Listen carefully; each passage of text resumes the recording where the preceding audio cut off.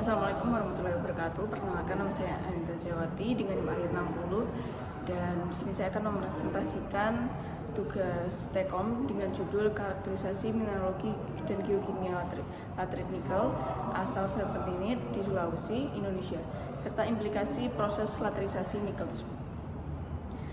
Oke, untuk online pada presentasi saya, yang pertama ada latar belakang, kedua ada lokasi penelitian, ketiga ada tujuan penelitian, keempat ada metode penelitian, kelima ada hasil dan pembahasan, keenam ada kesimpulan, dan yang terakhir ada daftar pustaka. Baik, yang pertama ada latar belakang dari penelitian saya sendiri. Endapan nikel laterit menyimpan lebih dari 60% cadangan nikel di dunia dan terbentuk akibat pelampukan batuan ultramafic di lingkungan tropis. Sulawesi memiliki potensi nikel yang besar karena tersusun oleh sabuk oviolit Sulawesi Timur yang kaya batuan ultramafic. Distribusi nikel dipengaruhi oleh mineralogi, topografi, air tanah, dan proses pelampukan. Sedangkan garnierit pada horizon saprolit menjadi mineral utama pembawa nikel berkadar tinggi. Selanjutnya di sini ada lokasi penelitian.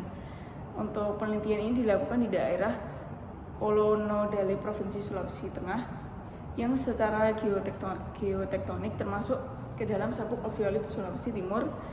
Daerah ini merupakan bagian dari kompleks oviolit yang tersusun oleh batuan ultramafic seperti Herzburgit, Larzolite, dan Peridotit yang telah mengalami serpentinisasi.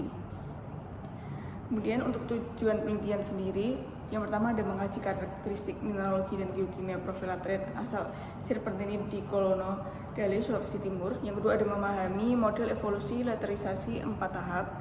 Ketiga ada menganalisis distribusi kadar Ni secara 3D di Sorowako menggunakan teknik geostatistik dan memahami peran sistem paleo air, tanah, dan topografi dalam mengontrol distribusi kadar nikel. Yang ketiga ada metode penelitian. Untuk yang pertama di sini menggunakan metode analisis geokimia. Yang kedua ada menggunakan data bor sebanyak 294 titik. Yang ketiga ada pemodelan distribusi kadar nikel menggunakan ordinary cracking. Yang keempat ada analisis semi-variogram. Lanjut untuk hasil dan pembahasan di sini sendiri, yang pertama ada karakteristik profil latrit. Untuk horizon latrit sendiri terbagi menjadi 3. Yang pertama ada saprolit dengan tebal 1-5 meter. Kemudian ada limonit dengan tebal 1-10 meter.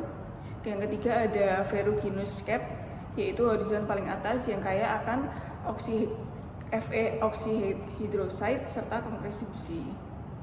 Kemudian ada karakteristik geokimia dan mineralogi. Yang pertama ada geokimia dengan pH 5,56 hingga 8,56. Yang kedua ada pengayaan nikel. Serta yang ketiga ada mineral utama berupa serpentinit, smectite, gothite, hematite, serta garnierit.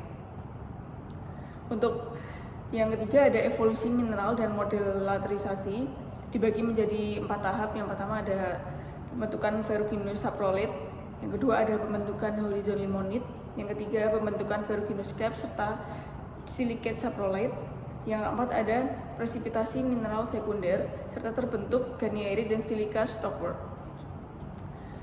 Kemudian yang keempat ada hasil pembahasan dari distribusi kadar Ni secara 3D. Yang pertama ada rentang kadar Ni itu 0 sampai 23 hingga 2%. Untuk karakteristiknya sendiri terbagi menjadi 2, yaitu terkonsentrasi pada lereng landai, kemudian kemiringan optimumnya 5 sampai 19 derajat. Selanjutnya yang terakhir ada hasil dan pembahasan dari pengaruh topografi dan paleo air tanah.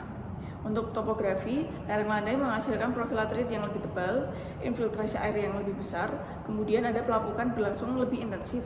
Kemudian ada paleo air tanah, yaitu mengontrol pelarutan, transportasi, dan pengendapan Ni.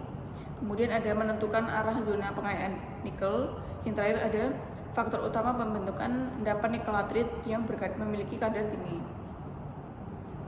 Untuk kesimpulan dari makalah saya, yang pertama ada profil latrit Kolonodale terdiri atas 3 horizon, yaitu horizon saprolit, limonit, dan ferruginous cap, dengan konsentrasi nikel terdiri dari 11,53% Ni oxide pada garnierit horizon saprolit, campuran kerolid dan Ni serpentinit sekitar 44 kali kadar Ni bedrock serpentinit.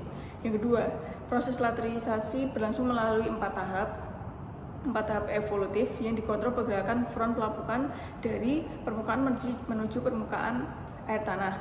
Yang ketiga, distribusi kadar Ni 3 dimensi di Sarawak menunjukkan zona kadar nikel lebih dari 1,56%, terkonsentrasi di bawah lereng landai 5 hingga 19 derajat, yang memiliki layer laterit paling tebal akibat pelapukan intensif yang dikontrol sistem paleo air tanah.